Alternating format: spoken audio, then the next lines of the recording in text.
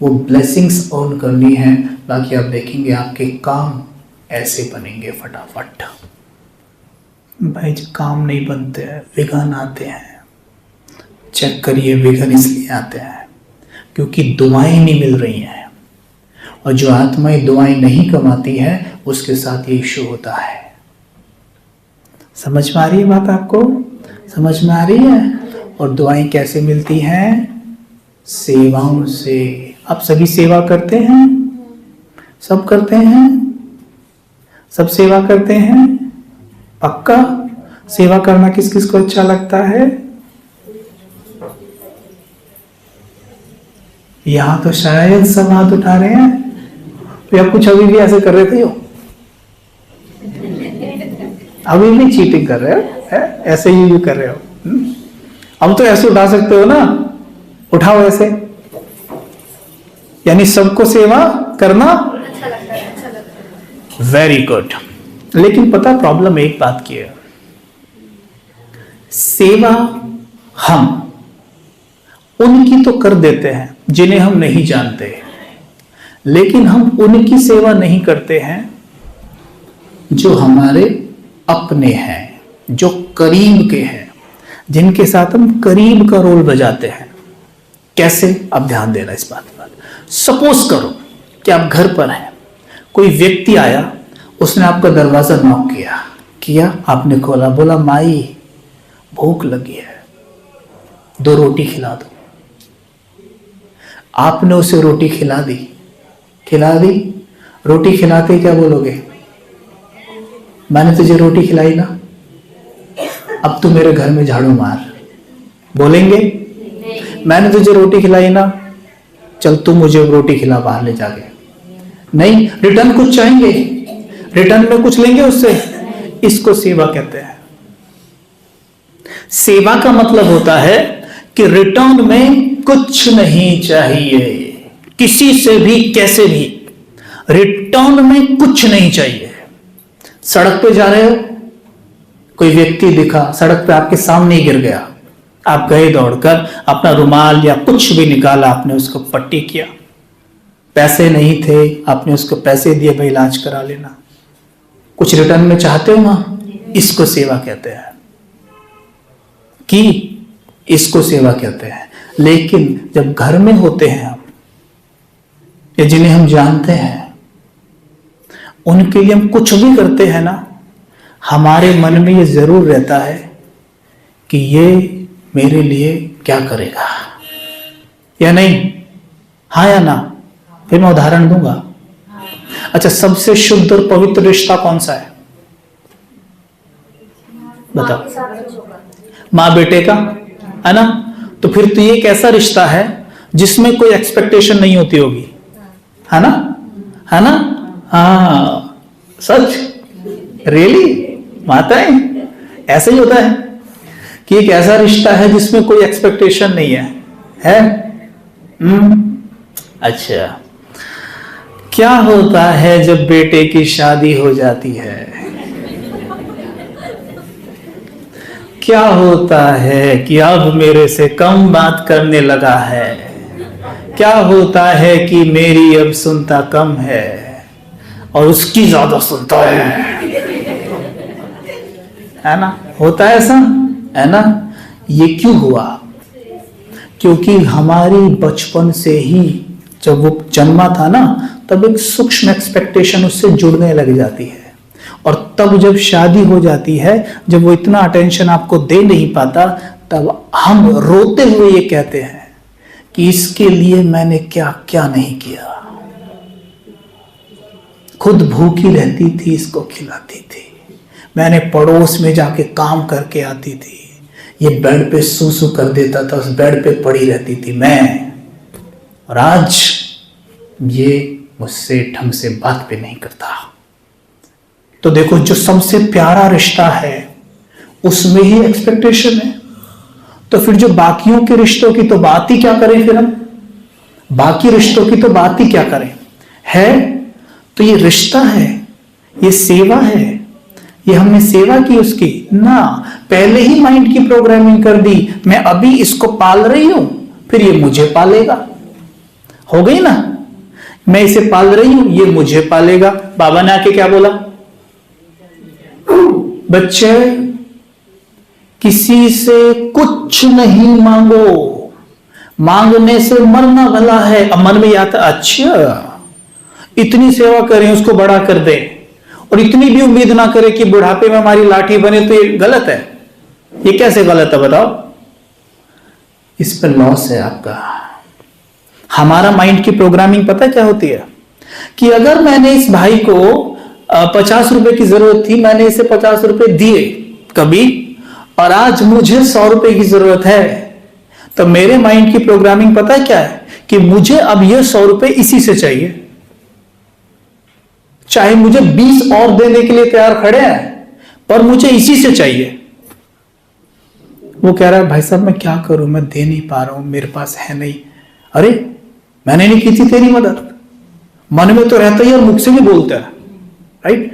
जिसको दिया था उसी से चाहिए। यकीन मानिए, अगर हमने सचमुच किसी के लिए जीवन में कुछ किया है, हमने किसी की सेवा अगर की है, तो हमें रिटर्न जरूर आएगा। जरूरी नहीं है उसी के माध्यम से आए। आपकी सेवा करने के लिए 20 और बेटे खड़े हो जाएंगे, 20 और खड़े हो जाएंगे, 20 हाथ और होंगे। और यह सत्य है, क्योंकि वास्तव में हम जो भी कुछ करते हैं, हमारा लेन देन प्रकृति से होता है, राइट? हमारा लेन देन प्रकृति से हो रहा है। और प्रकृति पता है क्या कहती है? मैं किसी को कुछ देती नहीं हूं, मैं लौटाती हूं। समझे?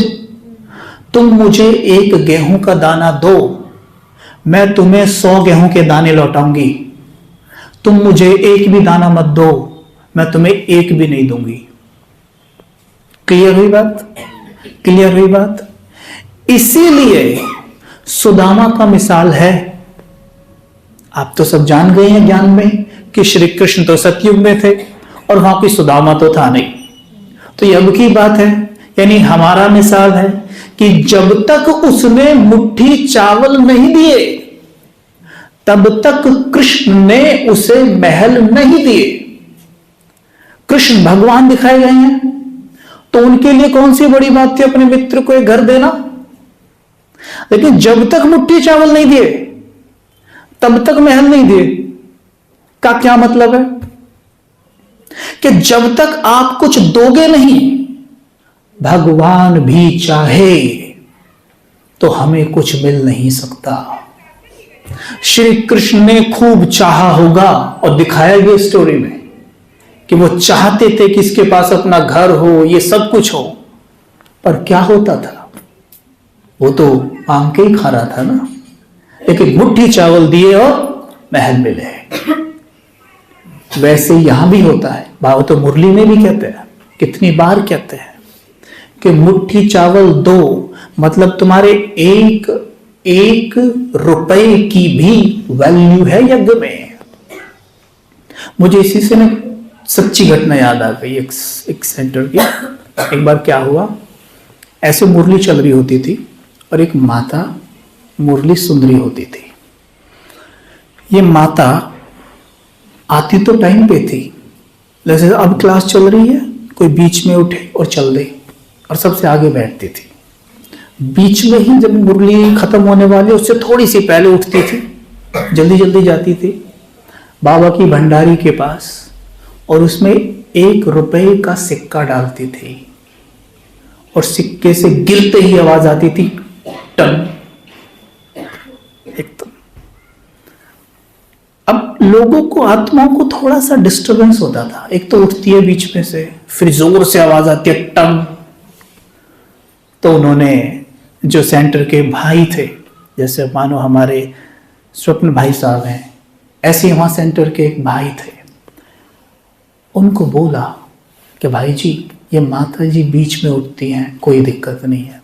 फिर उसके बाद ये रोज एक सिक्का ऊपर से छोड़ती है जोर से टन करते हुए, और थोड़ा सा अपने समझाइए ना कि ये ऐसा ना करें। तो उनका ठीक है जी। तो माता जी को रोका भाई साहब ने।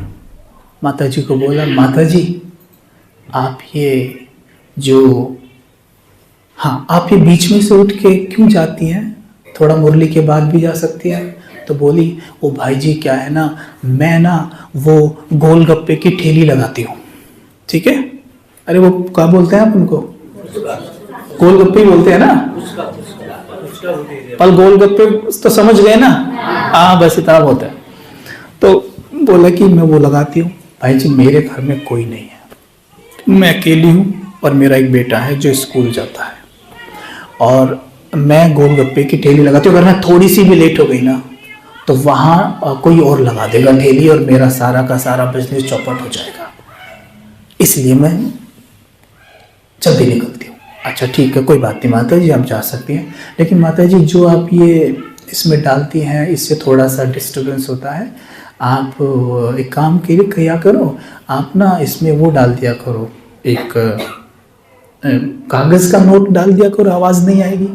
कहती है कि भैया इतना मेरे पास पैसा होता नहीं है, मैं क्या करूं, नोट तो 10 से कम का होता नहीं है। तो कहती है कोई बात नहीं माता जी, आप एक काम करो, कल मत डालना, आप परसों भी मत डालना, आप 10 दिन बाद डालना, ठीक है। आप हर 10 दिन बाद डाला करो, ठीक है। 1-1 रुपये के हिसाब से अपना आप 10 का नोट डाल दिया करो। कह रहे ठीक है, लेकिन अब मैंने 10 दिन बाद अगर डाला तो मैं कल टपक गई तो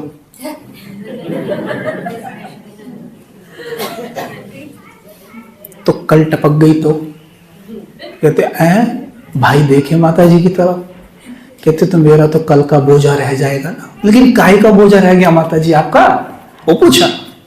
अरे मैं यहाँ आती हूँ, ये क्या है सब, मैं आती हूँ, मेरे लिए चेयर लगती है, पंखा चलता है, ये लाइट ऑन है मेरे लिए, ये सब माइक वगैरह सब कुछ का खर्चा तो लगेगा ना, तो मैं वो रोज 1 रुपया डालती हूँ उसका।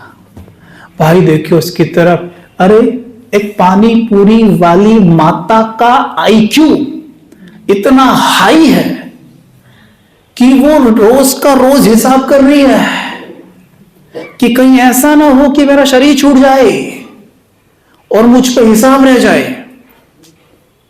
बताओ, इसको कहते हैं मुट्ठी चावल।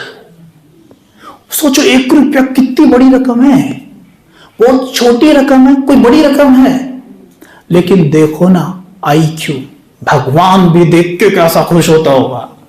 तो ये है मुट्ठी चावल। तो मुट्ठी चावल दिया तो महल मिले। केवल देने का सोचिए, लेने का नहीं, देने का सोचो सबसे, तो क्या होगा, प्रकृति हमें भर भर के लौटाएगी। ये नियम है। जब देने का मन में चलता रहेगा ना, आप कहेंगे मैं बड़ा भरपूर अनुभव कर रहा हूं, सब कुछ है। ये बात इसकी नहीं है, ये इमोशंस की सबसे पहले है, ये सबसे पहले इमोशंस की बात है। ये धन की सेवा की बात नहीं है, ये मन सा सेवा की बात है।